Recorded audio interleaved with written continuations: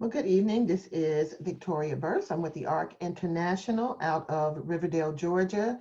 Very excited to be here with you this evening for our hosting a webinar or online meeting training.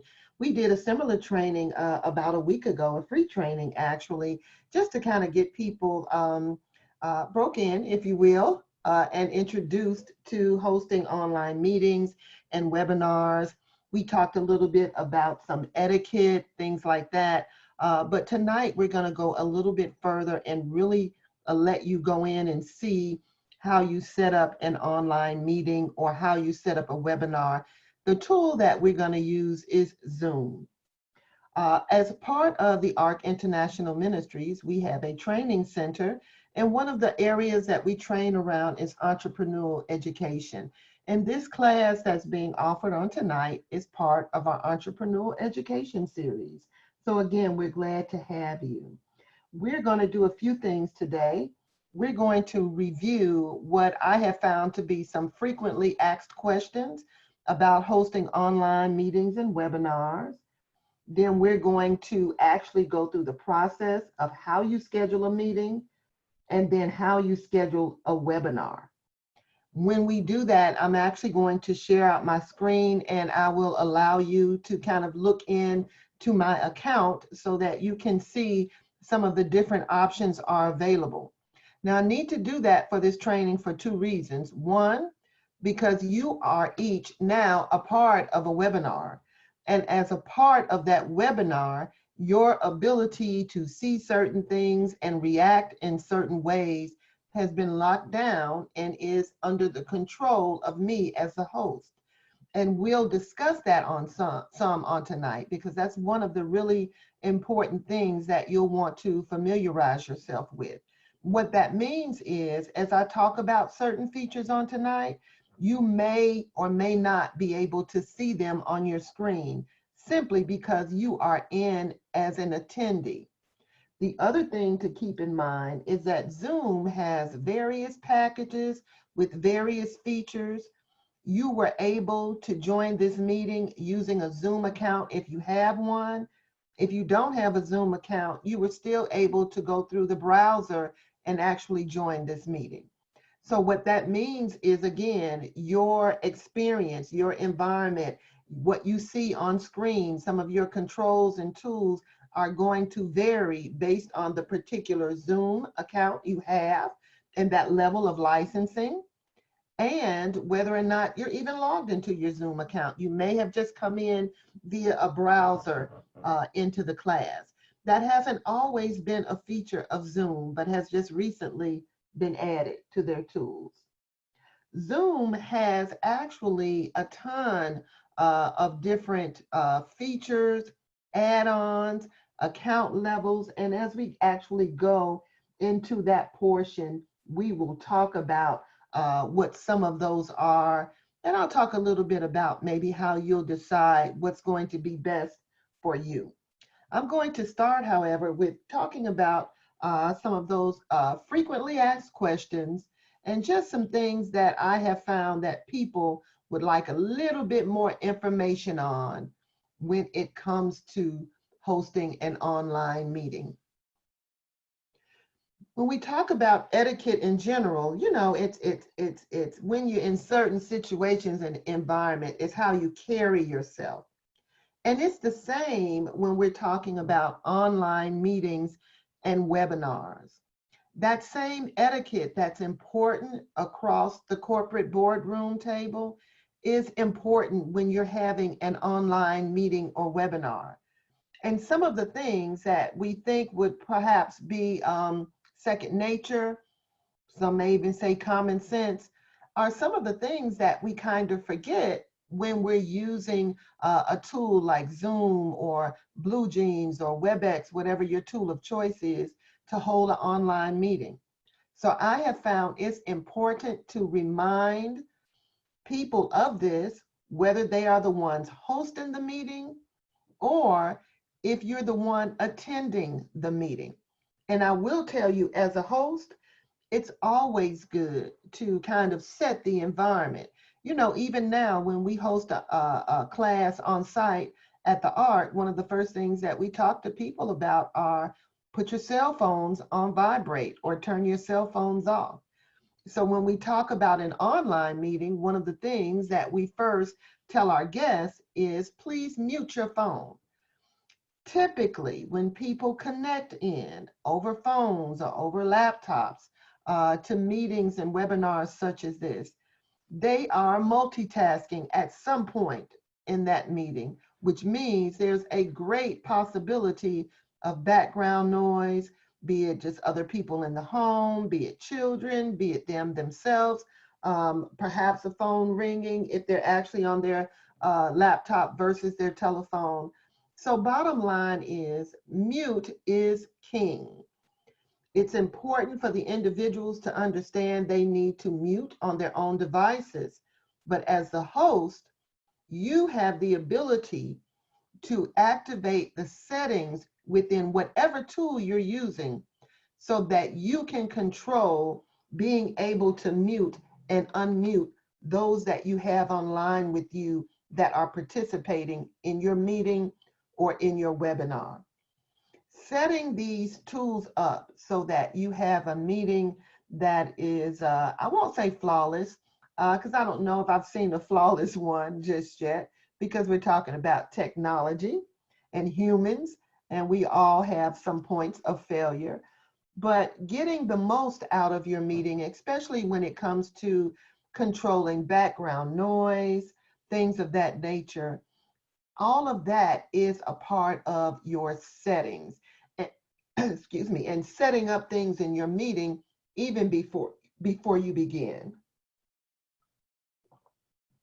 So one of the things that I think is a huge kind of a frequently asked question is, what's best to do? Should I just allow the users to control their mute, or should I control all of that? My answer is twofold. Number one, it can depend on how many people you have online. Even if you allow your users to control mute on their own devices, you may have someone that has just forgotten to do that, and you as the host still have the ability to take control. Now, if you have 4 or 5 people online or as part of a class, it's very easy to pretty much manage 4 or 5 people. But what if you have a class or a webinar where you have 20 or even 30 people online? You will be distracted as the host if you're having to spend your time continuing to mute and unmute people, allowing them to talk, but having to mute them again because they've gotten background noise. So you want to take the time ahead of time, empower your guests to mute themselves, but know that you still have control from your end. And I'll show you in a little bit what that looks like from Zoom. And as well, having your guests to know that if we're getting feedback or lots of background noise, I will, as the host, go out and mute you. Now, mute relates to audio, but there's also the ability to control video. So you are controlling whether or not your attendees or participants are even able to connect to your meeting via video. From the start, you may turn this feature completely off, but then in the midst of your meeting, you do have the ability to turn on video and give your participants the option of turning on their video if they would like. I have made it my habit over the years, unless I am meeting with one person one-on-one, that I never set a meeting to start the video automatically for the participants. Because once I start and once they call into the meeting, they are automatically on camera. People sometimes are not aware of that. People are just now kind of getting used to what it means to be on camera, what it means to have an environment that is pleasing to the eye and not distracting, so that when I'm on camera, the focus can be on me as being a part of that meeting. So you have the ability to control audio and video as the host, and that is very important.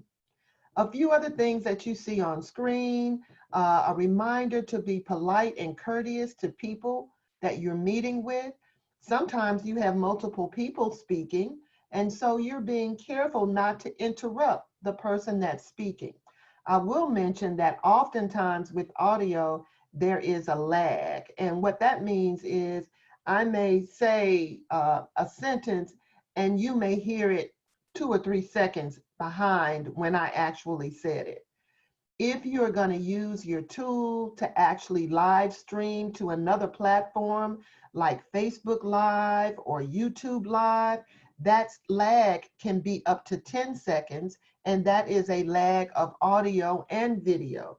So for example, if you're streaming to Facebook Live and you're actually showing, say, a PowerPoint presentation, in Zoom, you may change to the next slide.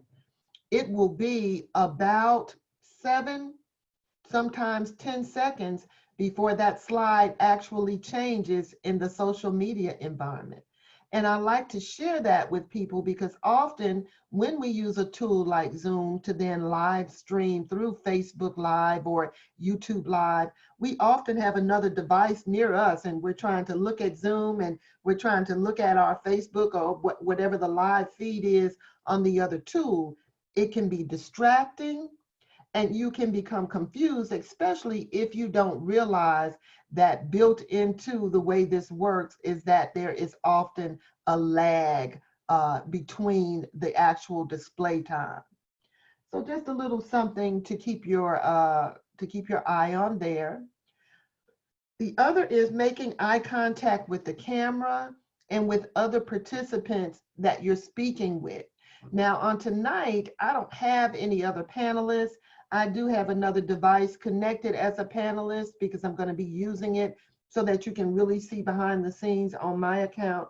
But if I did, it's important that as we're meeting, that we're actually looking into the camera and we're looking at the other individual that we're speaking with. Now, when you are in the midst of a meeting, you have the ability to have a little window where you can see yourself. But habit is, wherever that window is, that's kind of the habit of where we tend to look. Also, when we have someone that is on screen with us, if we're looking at them, but we need to look at the camera, we don't want to have their picture in the bottom portion or the bottom left corner of our screen. We want to do our best to center it mid-screen so that we're looking again at the camera. With that said, it's important that you know where your camera is on the device that you are using to do your recording. The first thing that people generally do, they're using a camera that's built into, say, a laptop, and they set up the laptop, log in, but oftentimes they are seated above, a little bit higher than the laptop. And so when they look at the camera, they're looking down at the camera. So let me make this clear to you. If you're looking down at the camera is then looking up at you. And that up is often up in terms of, your nose right here. So you want to do what you can to bring that camera eye level. If you're on a laptop, sometimes you may need to sit your laptop on top of a couple of books to bring it up eye level. If you're on a phone, this is one of the reasons for purchasing an economical phone stand, something that can lift your phone up to eye height. They have also just the phone stands that clamp to the side of the desk, and they come with a little light with them. I'll show you my ring light before we leave on tonight. Matter of fact, I'm going to go ahead and turn it on. I didn't realize I didn't turn it on yet. I'll put some more light on my subject here. But I'll show you this on tonight before we go. It is a great, great, great tool to purchase and to help when you're doing online video, online meetings and webinars. So those were a few things about making contact with the camera. And I want to say that just about everything I've talked about so far are things that you need to do in advance of even starting your meeting. And so with that said, it's important that you practice. it's important that you grab a friend and say, hey, I'm thinking about using this tool to use an online meeting or webinar. Let me set up a couple of practice sessions so I can practice and familiarize myself with the settings. There are also times when others actually have someone that's operating as a co-host in their meeting. And as a co-host, they have the ability to control the mute just as the actual host of the webinar would. When this is the case, it's really nice because then you don't have as much concern about trying to go ahead and present your topic as I'm doing tonight, while you're trying to actually work with people that are part of your webinar and part of your team that are trying to actually, that you're trying to get the information to. So you can just be more focused, in other words. That's what I'm saying. The other thing you probably just noticed, you probably saw me do, was to remove my glasses. I need my glasses. I absolutely do. However, light can be very tricky, and depending upon the lens that you have in your glasses, can present some issues with glare. And that's what I could see in my glasses just then. I didn't have on my other pair that do a little bit better. So you want to be careful about that. You want to notice whether or not you have on glasses and there's a lot of glare on your eyes, because it can be distracting and it really prevents someone kind of from looking at you in the eyes just because of the glare and because it becomes distracting. So just a few things I wanted to share there. Lighting, let me talk about lighting a little bit. Lighting is one of the most important things for you to work with, and sometimes the most difficult thing to get together. One of the things people generally do is they turn on light behind them, but the light needs to be, there needs to be some light in your face. When the light is behind you, what it creates in front of you is kind of a silhouette. You might remember back in elementary school when we used to draw the shadow characters, we put our hand in front of a projector and it would put a shadow on the wall that we could trace. Same thing here. And we also, we kind of call this the dot effect. So if you are sitting in a space and the light is only behind you rather than in front of you, your face and your front is dark and it gives you that dot effect and you have all this bright light behind you. So you need to have some light in front of you. That could be from a lamp. That could also be from a ring light. And before we get off tonight, I'll show you my ring light. A ring light is just a circular light. It clamps to the desk, plugs into your computer. You can control how bright it gets. They also have floor models of these. I use a floor model right now for Sundays when I am speaking and ministering, or when I'm doing more lengthy videos that don't have a lot of presentation, as we do on tonight, and I'm standing. So again, light is so important, and a balance of light in front of you and light behind you. Now, oftentimes we find just the perfect place in our house and we say, yes, this is the place where I'm going to get the light. I've got the beautiful light coming in through the windows. But guess what? How light appears through your windows and in your home changes throughout the day. So if you use this space mornings at 10 a.m., it may be the perfect space. But at 6 p.m. that same evening, it may not work at all for lighting. So again, this gets back to preparation. You want to take some time, test out some spaces in your house, find where your best lighting is and which lamps, or if you're going to purchase a ring light, what you're going to use to create just the perfect light for what you're doing.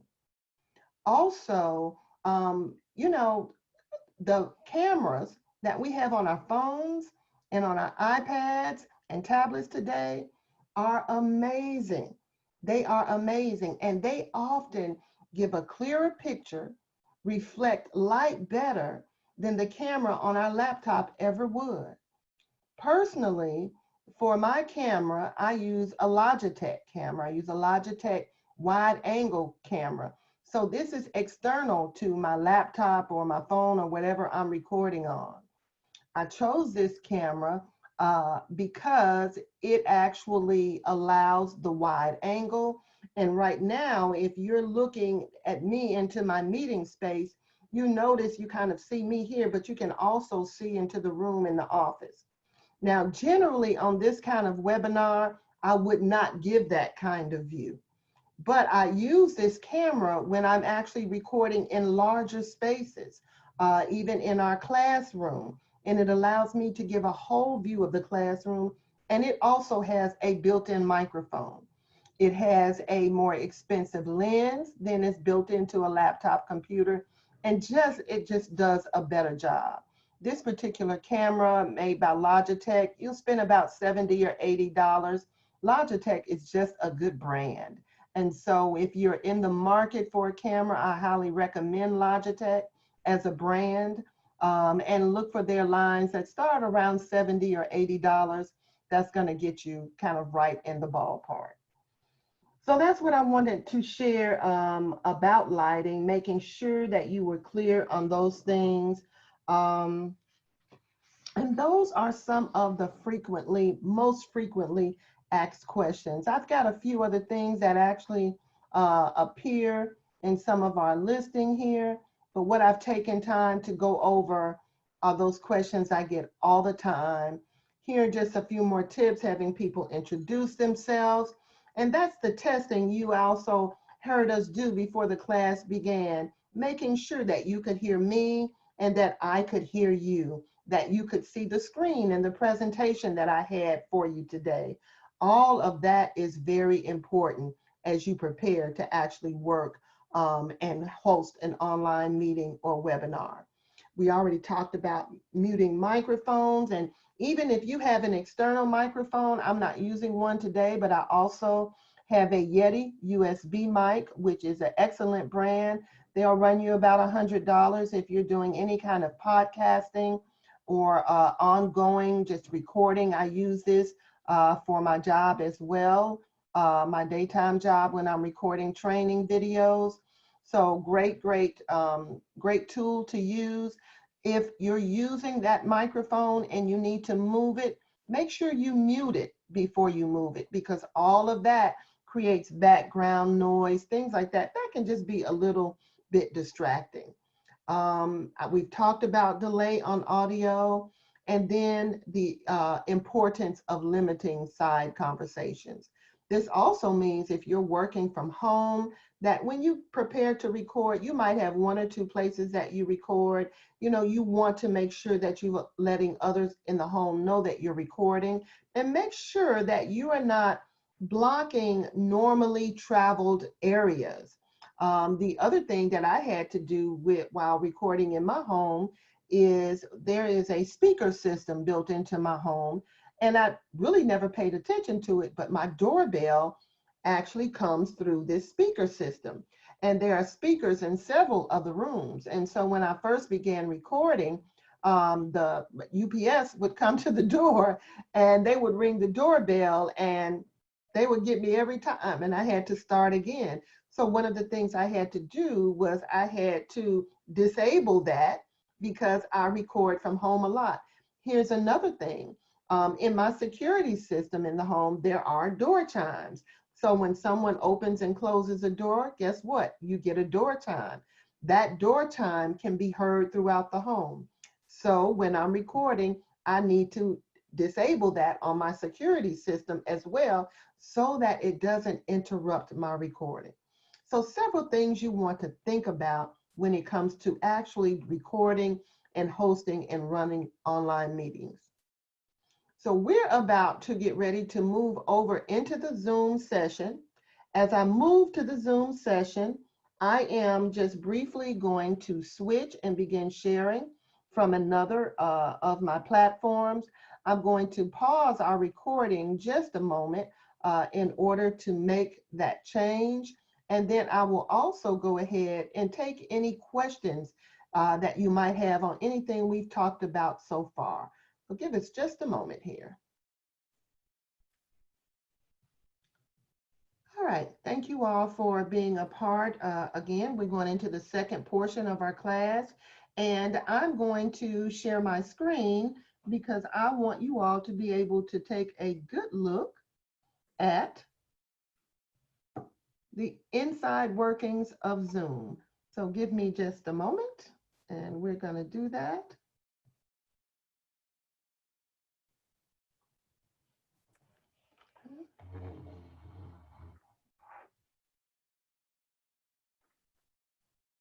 Okay. And give me just 1 second. Let me come in just a little differently here.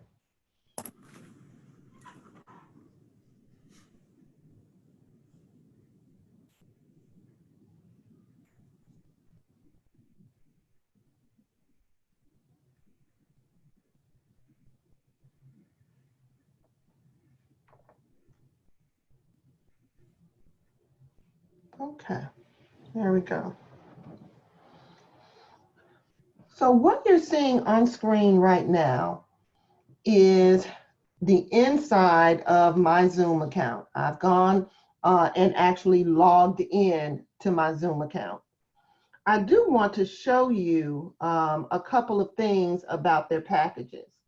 So we get to Zoom by going to zoom.us.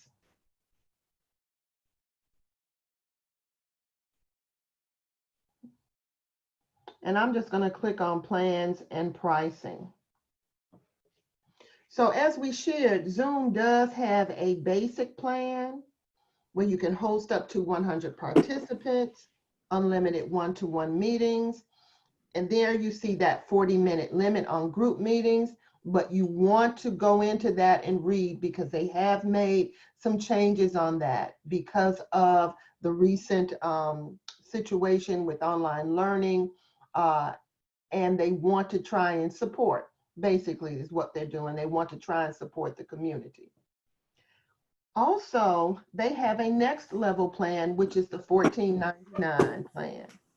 Notice that this plan and the others say per month, and then you see the word host.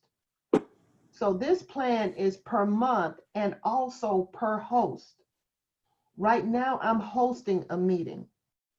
If I had other additional hosts, I always wanted to be on the meeting with me and serve in that ability I talked about earlier, to be able to mute people and do things and do basically everything I can.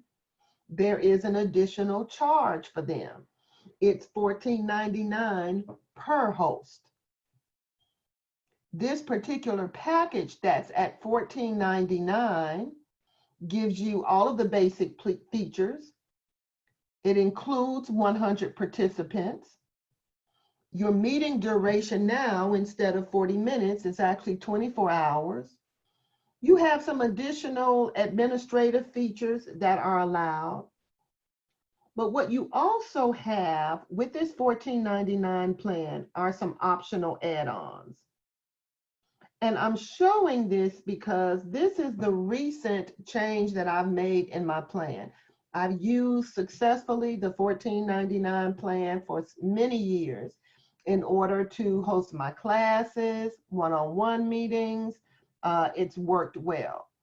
What I needed and didn't have was, one, I wanted the ability to be on Zoom, but yet stream it live to a Facebook Live or a YouTube Live. Also, I wanted the ability to have more control in settings in creating webinars or online classes, because of course training is what I do and what we continue to offer. And so what I added recently was this $40 a month add-on, which now gives me the ability to be on Zoom like I am with you all right now. Yet I'm able to go ahead and actually share this Facebook Live or YouTube Live if I wanted to. I'm also able to go ahead and create what we're experiencing tonight, which is not a meeting, but it's a webinar.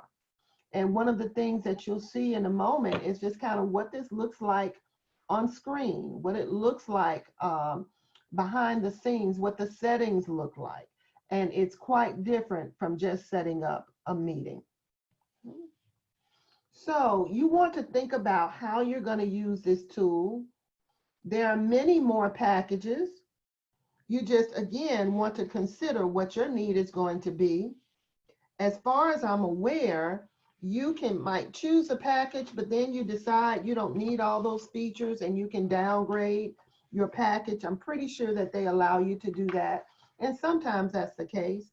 And of course, when it was time for me to upgrade, I was able to pay the additional and actually upgrade immediately and get unlocked the features that I needed.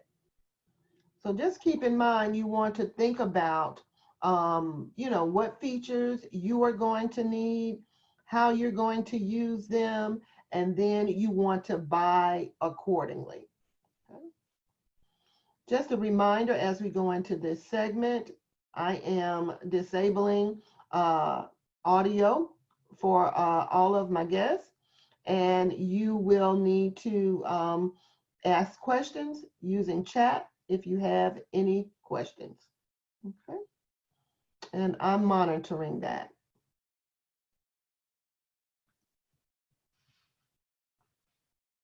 Okay. We're going to go into our next section here. So when you create an account on Zoom, you can download an app to your laptop, your desktop, your iPad or Android tablet, as well as to your phone. It's up to you to decide which platform or platforms you want to use Zoom on. I've used it across all of them. Right now, I am on my MacBook Pro in order to facilitate this class, but I'm also using another account, my husband's free account, on my iPad so that I can share the screen and let you see some things behind the scene, because there's no really pretty way to actually show my screen other than doing it this way. You can connect to Zoom meetings using video and audio, or just using audio. You can also dial in via telephone to a Zoom meeting. Now, that was one of the original reasons that I chose this particular package. I've used others for doing conference calls, and what I found was that others were making additional charges to certain phone carriers. And so there were some people that were able to join my conference calls for free, but there were others that actually ended up getting additional charges to their phone service. So Zoom is still free. I've never had any issues with any particular phone carriers. It has worked wonderfully. So I continue to highly recommend this as a platform. Absolutely do. Now, with that said, let me say this. Since over the last 2 or 3 weeks, people have begun using Zoom and of course other tools like this more than ever before. Zoom has had some issues. They have found that they had not done as good a job as they thought when it comes to security. So people had been hosting Zoom meetings and other people had been hacking into these Zoom meetings, not necessarily taking control over them, but as a participant, they had begun putting inappropriate things in chat. Zoom has a whiteboard feature. It's my understanding that a student was defending his doctoral project, and someone brought up a whiteboard and just began drawing, again, other inappropriate things on the board. It was just not a pretty scene. And we know many are using these tools right now for church, for ministry, for Sunday school, for kids and adults alike. So it is more important than ever that you go in and begin experimenting and practicing with the settings that we're going to talk about tonight, and that you learn how to lock down, safeguard, and control your meetings from anyone that might perhaps try to enter your meeting that has not been invited and that has a malicious agenda for actually entering the meeting at all. So very important as we talk about some of these next things that you look closely at settings. The other thing I'll share about Zoom is that they owned up to the issues that they had, and they've been correcting them. Now, what this has meant is that daily, and I mean sometimes daily for the last week, they've had changes and updates to their software. So as one that is using it often, even as one that is teaching the class on tonight, I've had to go back in, kind of look at any updates that have been made, make sure my software is up to date. And so you will do the same thing too. You'll need to go in and just make sure, you know, that Zoom doesn't have any changes that you are unaware of. Because that would be, you know, an issue for you if you're going to use it to present or to host a meeting, and all of a sudden something is just way different from what you expected it to be. So you want to make sure if you're going to use this tool that you're ensuring that your software is up to date. Generally, when you log in, they have a little banner going across the top letting you know of any updates, but just know that it's still changing a little bit each day. Along with this, I'll just mention Eventbrite because the same is happening with Eventbrite. Eventbrite has really changed and upgraded some of its features recently. I absolutely love them, but they caught me and some participants, even from our first seminar, off guard because people were not used to having to do certain things to get logged in. They are really trying to make sure that meeting participants are what you call authenticated. In other words, we have your name and your email address, and it matches the name and email address of your account you use to log into Zoom and the account you use to log into Eventbrite. So if you're using these two tools together, these are things that you need to be aware of when you're hosting, because sometimes right through here, I'm seeing the need to have to guide my participants through this so that they can get logged in appropriately. Okay. So when you log in to zoom.us, which is where I am now, you have the ability here on the right side to actually schedule a meeting or schedule a webinar. And I brought you in this direction because from the desktop client, you don't yet have the ability to do the scheduling and the configuration of a webinar.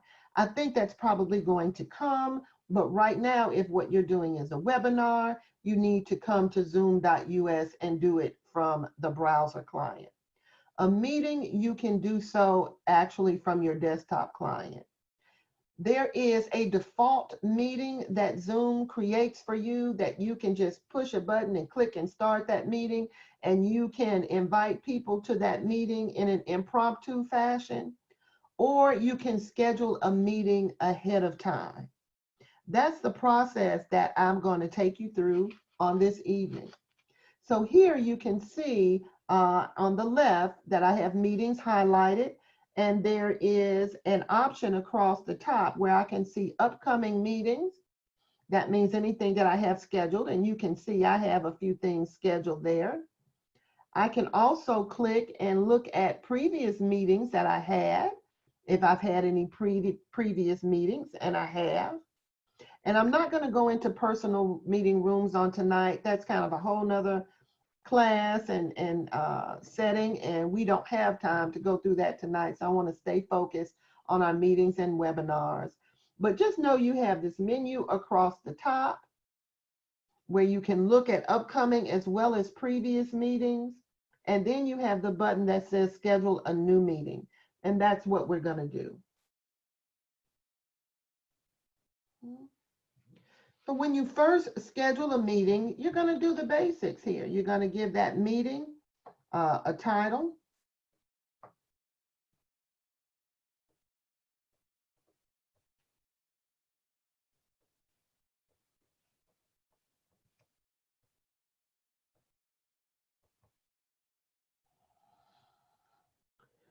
And then a brief description. That description there is optional, but it's always helpful.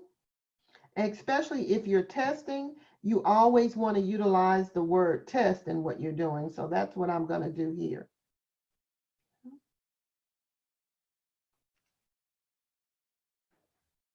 And the next thing is your date. And so all of these particular settings will be probably familiar to you from a variety of tools, even if you've used something like Outlook to set up a meeting on a calendar at work.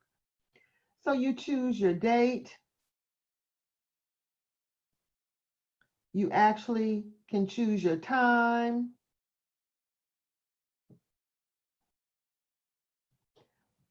The settings that I'm creating here initially will actually change the default settings for any meeting that I have. Zoom gives you the opportunity to create a meeting as we're doing now and actually save it as a template. And so that when you create your next meeting, you can start from a template, and maybe all you have to do is to go in and create, and change your title and change your date and time. You set the duration of your meeting. You're always going to use the time zone that you are in, regardless to this time zone that your other participants may be in. You can tell it that this is a recurring meeting. So if you have this board meeting every month, when you click recurring, you can use the little down arrow there and you can click on monthly.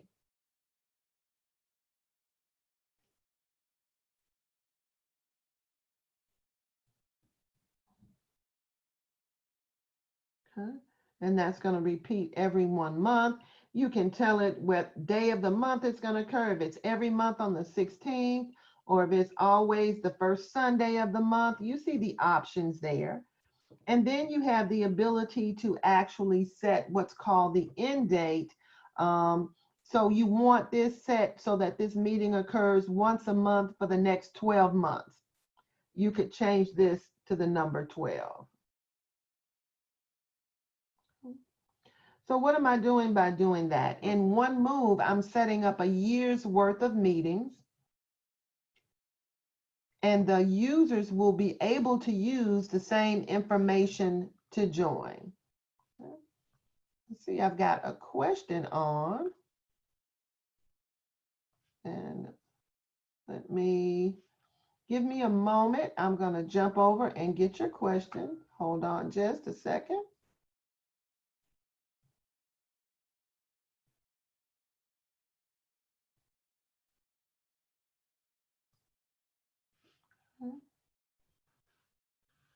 Just trying to open up well. Give me just a second and I'll get back. I'll jump back to actually get your question.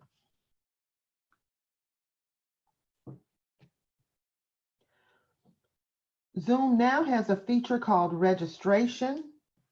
Registration allows you to require the user to register for a meeting by putting in their name, their email. I think there's one other question that it asks.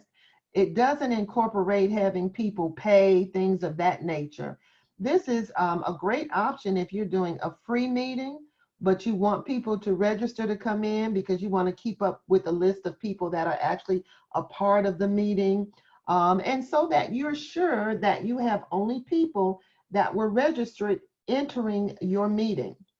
It is not a requirement that you set up registration, but you can set up registration for your meeting. I typically utilize Eventbrite to handle registration because that's also handling payments for my meetings. And one neat feature that Zoom has is that it works well with Eventbrite and with PayPal, as well as Eventbrite, of course, works with PayPal.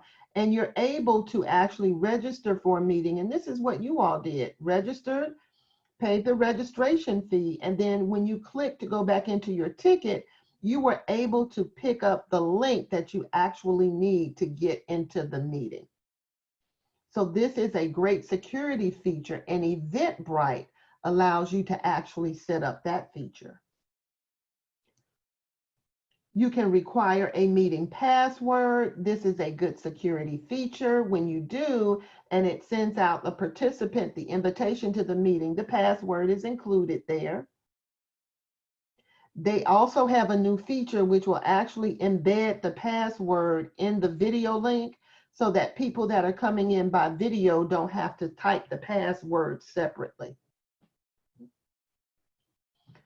Next, you see video, host, and participant. And this is the feature that I mentioned to you earlier that basically says when the meeting starts, video is going to be on for who? I have it set to be on for the host,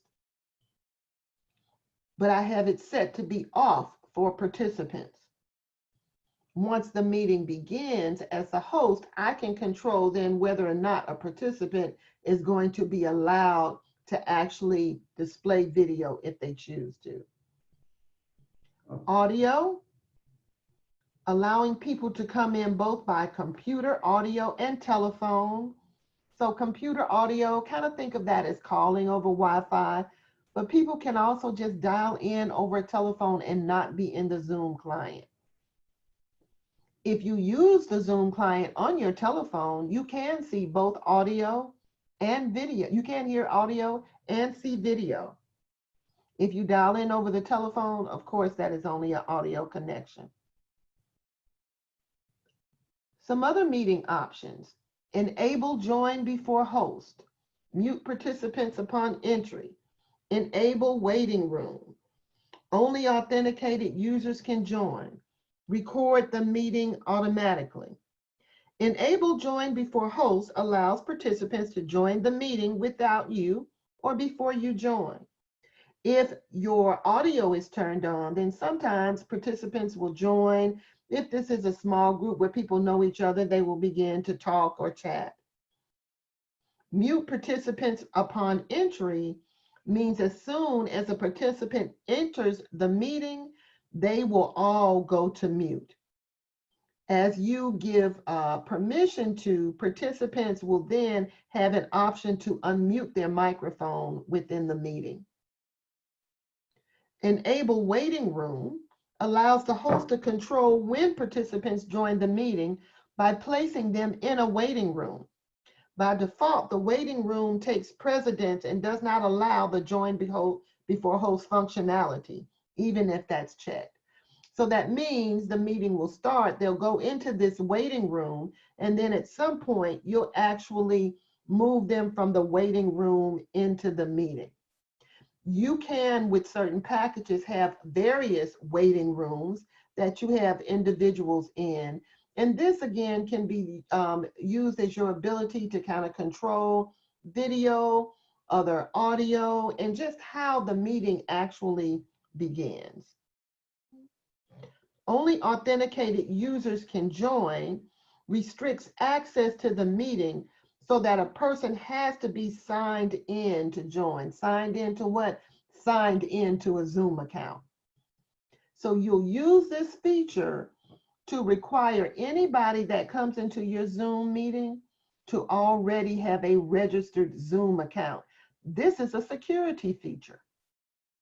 This can sometimes prohibit someone that was coming in for the wrong reasons, prohibits them from coming into your meeting because they don't want to put their email or any kind of email address in. But this is also a little bit of a new feature. And I found initially people got confused because they didn't really know what kind of information they wanted, what email, and what they wanted them to sign into. And a lot of times people don't want to have to download a client or app or anything to their phone or computer in order to join your meeting. But these, again, are also what? Security features. Okay.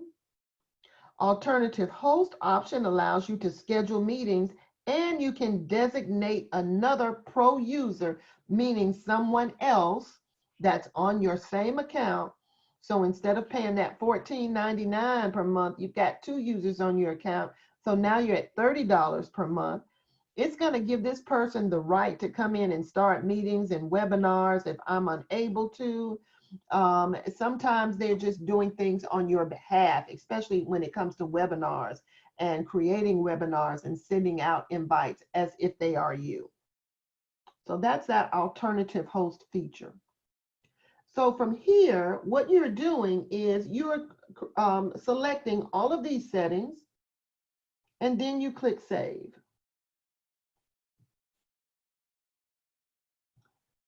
Once you click Save, it has created your meeting. You have built-in features to automatically add the meeting to your Google, Yahoo, or Outlook calendar. When it does, it also puts the meeting information there on the calendar. Be aware of that.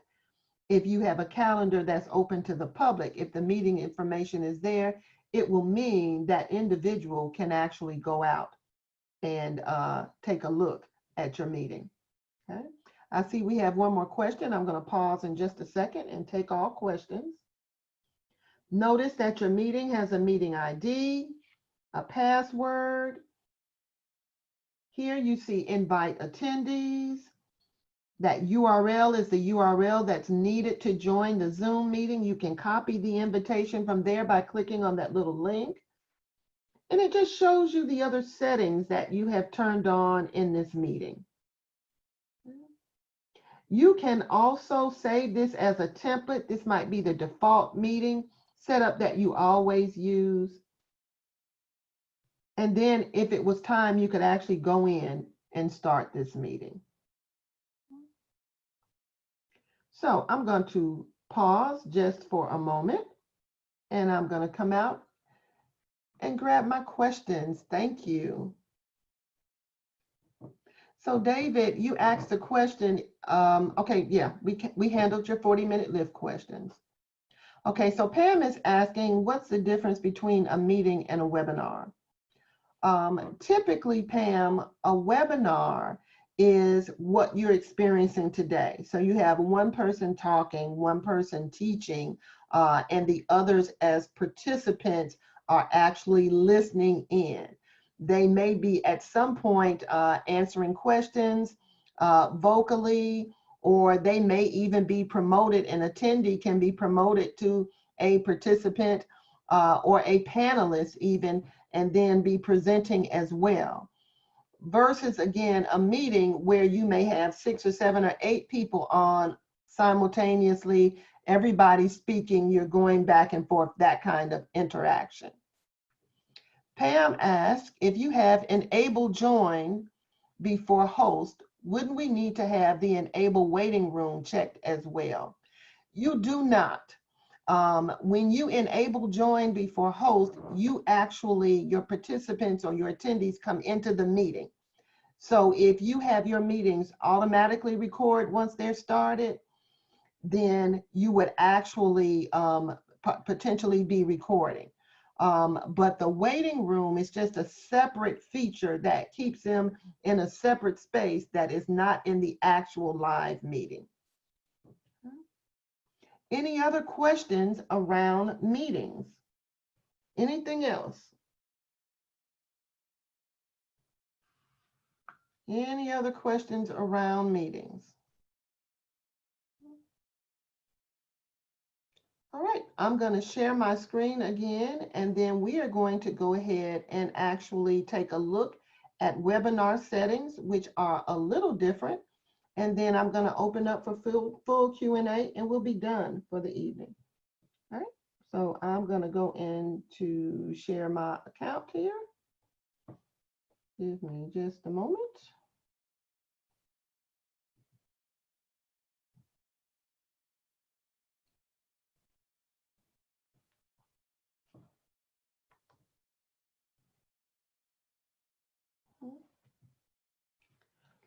So now I'm going to click on webinars.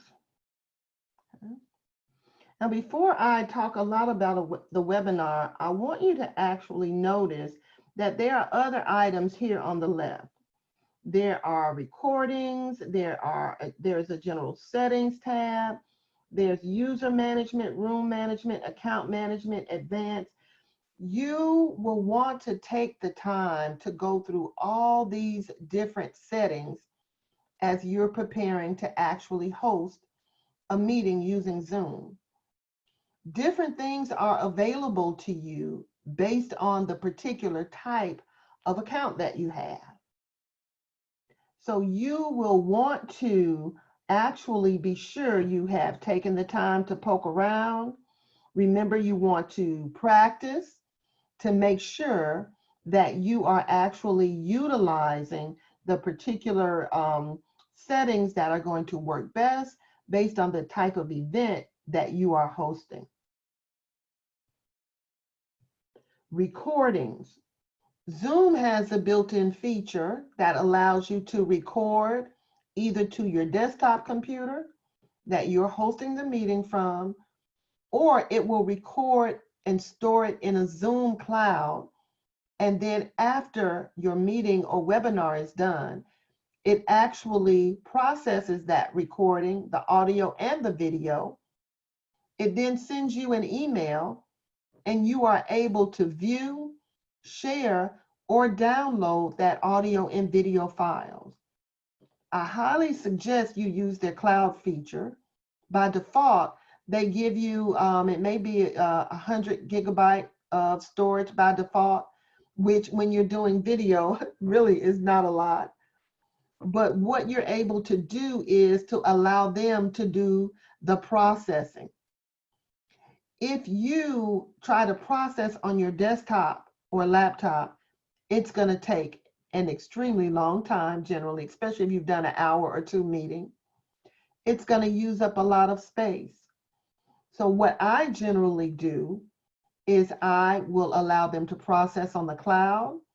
I then download the meeting and I store it on an external drive that I have. This allows me to still archive all that I'm doing. All right, so let's look at what it's like to schedule a webinar.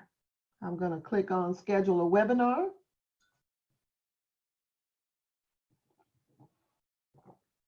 Again, I'm going to give it a topic or a title.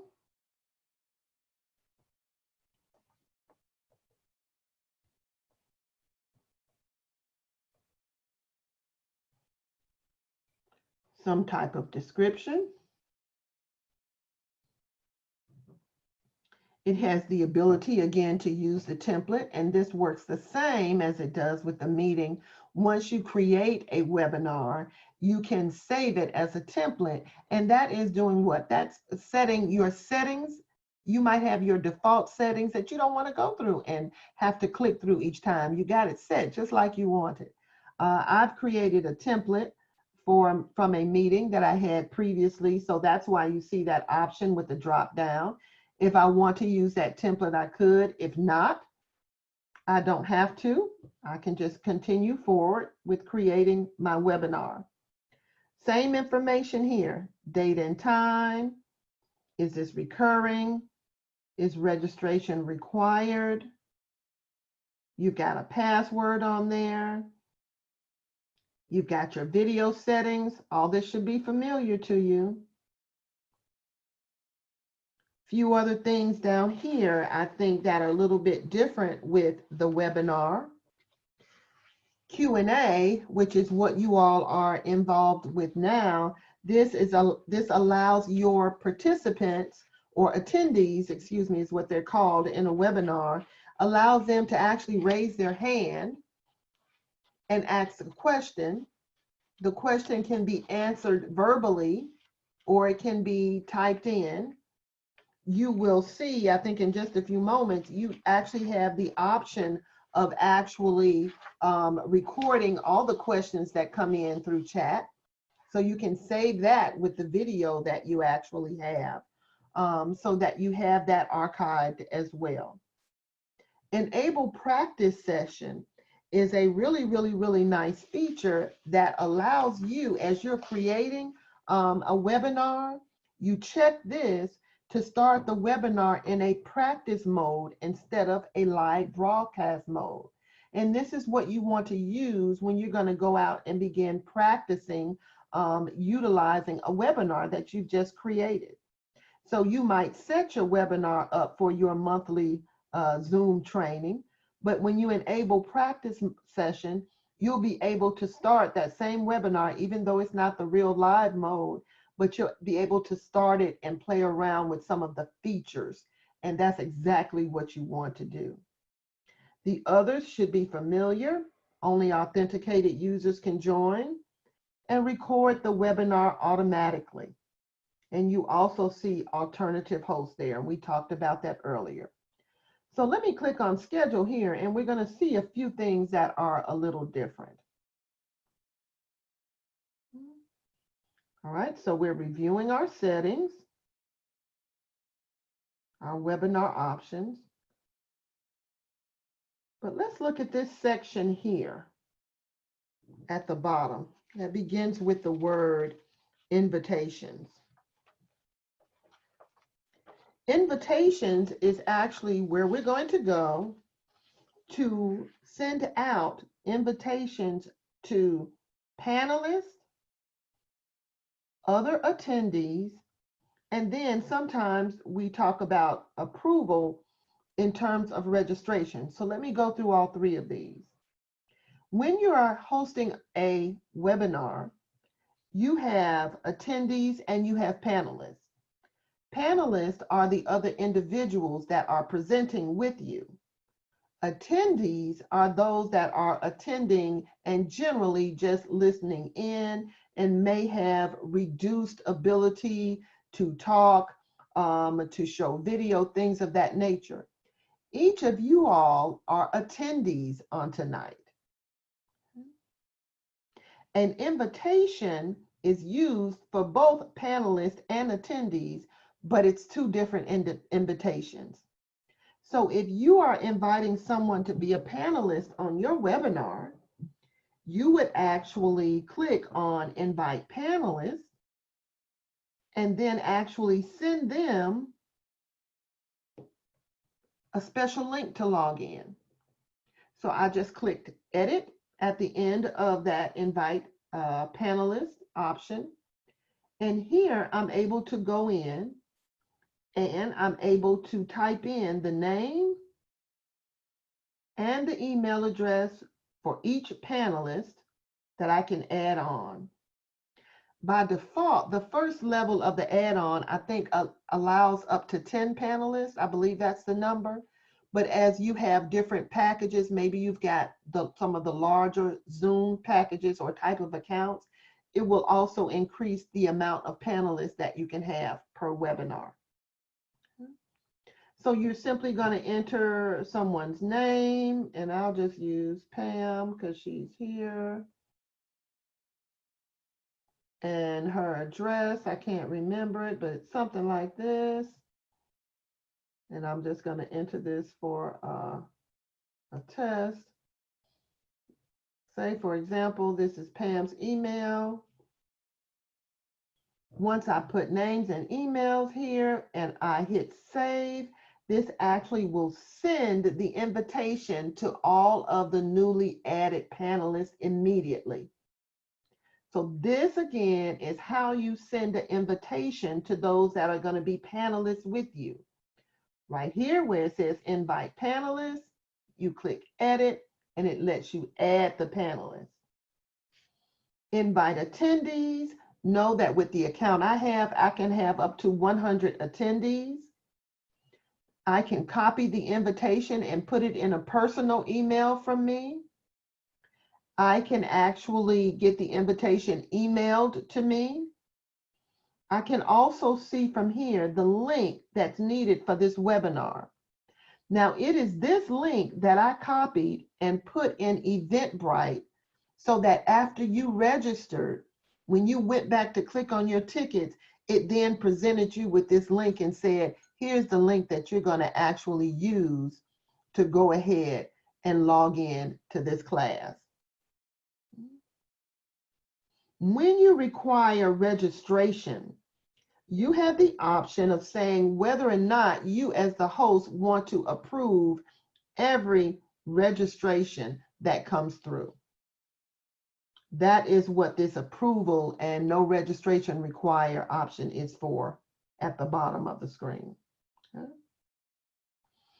Now going across, I'm going from invitations to email settings. We see some other settings here. This invitation email to panelists, you can edit what that email says a little bit. You can control whether reminder emails are sent out to your attendees or your panelists, which can actually be a great, great, great feature. So what is it doing? It's automating so that you as a host can set some things up once and you don't have to set it up again. You don't have to go in and even make the phone calls sometimes that we do, as well as send out additional text or email. The system can handle that for you. Some of these features, the next one I'm going to talk about, branding is one. It comes available with even the next level package from what I have. But this will allow you to upload your own logo so that when you are actually online, it is displayed on screen. If not, Zoom displays their logo there. You have features such as polls. Polls is available with this particular add-on we're talking about. This allows you to basically set up a poll or a quiz to go on during your webinar to get feedback from your audience. Q&A, you've all been involved with so far. Raising your hand, using chat to ask questions. And then integration in terms of live streaming, and there are others as well. For me, I've utilized the live streaming. So there are times when I will again have a Zoom setting such as what we're on tonight, but then I will actually be displaying it via my Facebook Live account. That is built into the add-on that I showed you earlier. So that is your process for actually creating a webinar. I'll let you take a look at this recordings area. This is showing you recordings that I have out there at this time. Some in the cloud. You have the ability to store them for as much space as you have. You can buy extra space. It does a really cool thing. It splits out your audio from your video.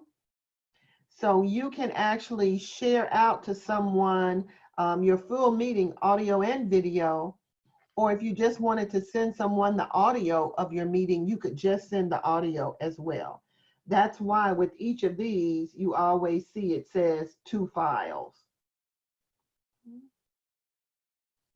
When I click settings here, this settings on the left controls default settings across the platform, some of which cannot be modified when you go in and create an individual meeting or a webinar.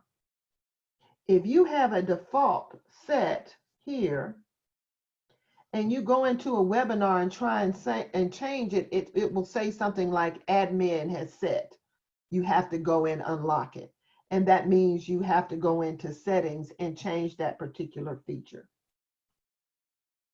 So again, it's going to be really, really, really important for you to take the time once you get whatever account you get and go through all the settings and do what? And practice.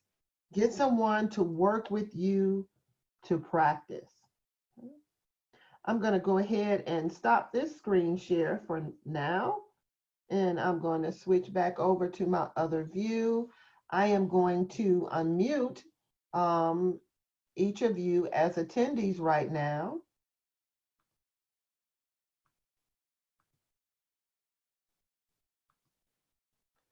And I'm open for any questions that you have at all. We're about at 8:50. So I'm open for any questions you might have. Remember that you will need to unmute yourselves.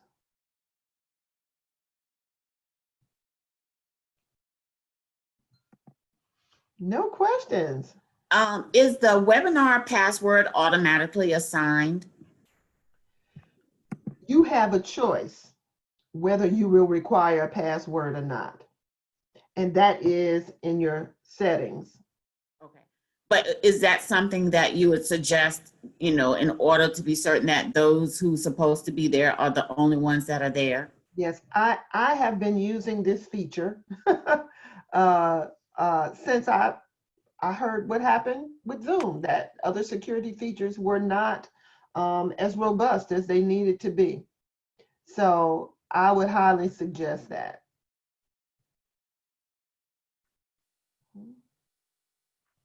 Questions? Any What questions? about making documents available to your participants? Where I'm would sorry. you put those? Okay, ask again, Pam. So if you had some documents that you wanted your participant to follow along with, how would you make those available to your participants? Do you send it to them in an email, or is there some type of room or something or folder that the documents can reside? What you can do in Zoom is you can actually upload documents through chat if you have that feature turned on. Right now, I have that feature turned off. You So said through that's, chat? yes, you can actually, yeah, but right now, again, I have that feature turned off. So through chat, you could actually upload documents. Your participants could get them right then. One of the things that you open up, though, when you open up the ability to upload documents through chat, I think I didn't see where that could be only the host. It was like host and participants together. So if we're talking about being careful, about what people are loading or uploading and just having to monitor our groups, you want to determine whether or not that's something you want opened up for your attendees or participants as well. But you can Yeah. choose. I'm sorry. Yes, you can choose Yes. just yourself and See, not your that participants. I don't think I saw that actually. That's what I was saying. And that's what made me turn that feature off. Okay, It yeah. seemed like the choice was simply either yes, allow people to upload things through chat, or no. But I'll need to go verify that for you. But it definitely is a setting. There are ways in Eventbrite. Now, Eventbrite is what I typically use to do that. And it's one of the reasons I just love Eventbrite. So when you use Eventbrite as your tool for registration, once people are registered, you can actually go look and pull your registration list, and you can send an email to all of your registrants. So you can include documents that way. You could put in a link to something that's on your Google Drive. And then Zoom does have other integrations, and you'll want to take a look at those. That is also continue to change daily, where they're adding different applications in that can be used and embedded within Zoom that kind of work together to facilitate all the things that you're talking about.